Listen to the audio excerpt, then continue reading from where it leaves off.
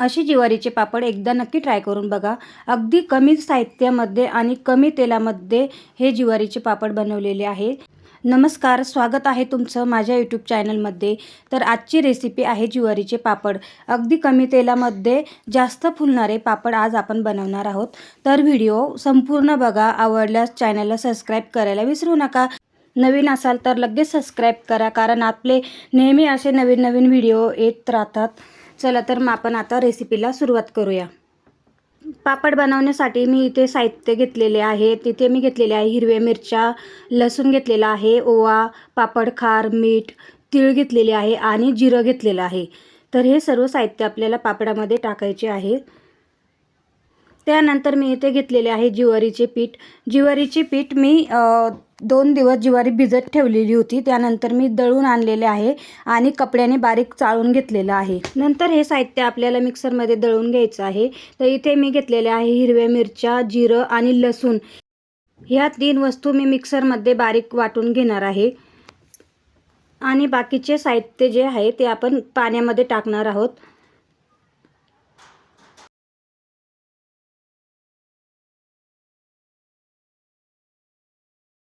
तर हे बघा, मी असं बारीक वाटण करून घेतलेले आहे। त्यानंतर आपल्याला खिशीची तयारी करायची आहे। खिशी घेण्यासाठी मी इथे एक पातेले घेतलेलं आहे। त्यामध्ये मी 4 तांबे पाणी टाकून घेणार आहे। मी 1 पातेले पिठासाठी मी 4 तांबे पाणीचा वापर केलेला आहे। तर तुम्ही तुमच्या पिठाच्या अंदाजानुसार पाणी टाकू शकतात। त्यानंतर मी इथे पाण्यामध्ये 2 पळी तेल टाकून घेणार आहे। तेल जास्त नाही टाकायचं, कारण तेल जास्त टाकल्यामुळे पापड आपले खवट होऊन जातात। त्यामुळे मी तेल कमी वापरलेलं आहे। इथे पाणी थोडं गरम झालेलं आहे। त्यानंतर आपण मसाला दळलेला होता, तो मसाला या पाण्यामध्ये टाकून द्यायचा आहे। मी संपूर्ण मसाला पाण्यामध्ये टाकून दिलेला आहे। त्यानंतर आपला सुका मसाला बाजूला काढून ठेवलेला होता आपण, तोही पाण्यामध्ये टाकून द्यायचा आणि पाण्याला मस्त उकळ फुटू द्यायची। तर हे बघा, आपल्या पाण्याला उकळ फुटलेली आहे। पाणी उकळल्याशिवाय पीठ टाकायचं नाही। तर इथे आपलं पाणी मस्त अशी उकळ आलेली आहे। त्यामध्ये मी आता पीठ कालवून घेणार आहे। पीठ कालवताना संपूर्ण पीठ मी पाण्यामध्ये टाकून घेणार आहे। त्यानंतर आपल्याला पाण्याला असे पिठाच्या वरती आल्याशिवाय मी हलवणार नाही आहे। तर इथे असं मी पांगून घेतलेलं आहे पीठ। तर इथे मी लाटण्याच्या साहाय्यानेच खिशी घेणार आहे। तर हे बघा, पाणी आपलं उकळलेलं आहे। पीठ एकसारखं लाटण्याने हलवत राहायचं, म्हणजे गाठी होत नाही त्याच्यामध्ये। आणि हे बघा, परफेक्ट असं आपले पाणी पण झालेलं आहे। त्याच्यामध्ये एकजीव होईपर्यंत मिक्स करत राहायचं आणि त्याच्यावरती थोडा वेळ झाकण ठेवून द्यायचं। मस्त छान असं पीठ शिजवण्यासाठी ठेवून द्यायचं। तर हे बघा, इथं आपलं संपूर्ण पीठ असं मिक्स झालेलं आहे। खूप छान असं टेस्टी पापड लागतात हे। तर एकदा तुम्ही नक्की बनवून बघा। तर इथे आपलं पूर्ण मिक्स झालेलं आहे पीठ। त्यानंतर मी याच्यावरती झाकण ठेवून देणार आहे आणि 10 ते 15 मिनिट मस्त कमी गॅसवरती मी इथे शिजत ठेवणार आहे।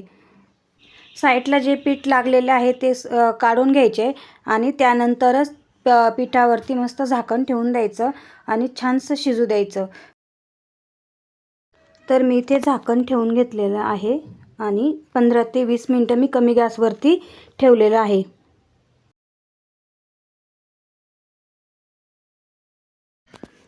तुम्ही बघू शकतात, आपलं पीठ असं खूप छान असं शिजलेलं आहे आणि आता मी याचे पापड बनवून घेणार आहे। इथे पापड बनवण्यासाठी थोडं पीठ मी काढून आणलेलं आहे। त्यानंतर पीठ प्लॅस्टिकच्या पिशवीमध्ये टाकून छानसं असं मळून घ्यायचं। त्यानंतर पापड बनवायला सुरुवात करायची। आम्ही पापड मसनीनेच बनवलेले आहे। तर बघू शकता, खूप छान असे पापड आलेले आहेत।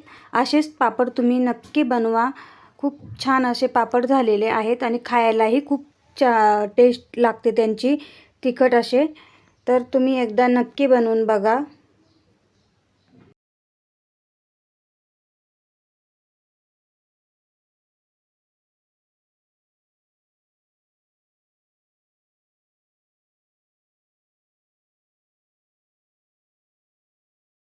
तर आपले इथे सर्व पापड बनवून झालेले आहेत। तर आता 1 दिवस पूर्ण मी पापड सुकवून घेणार आहे। तर हे बघा इथे पापड आपले सुकलेले आहेत.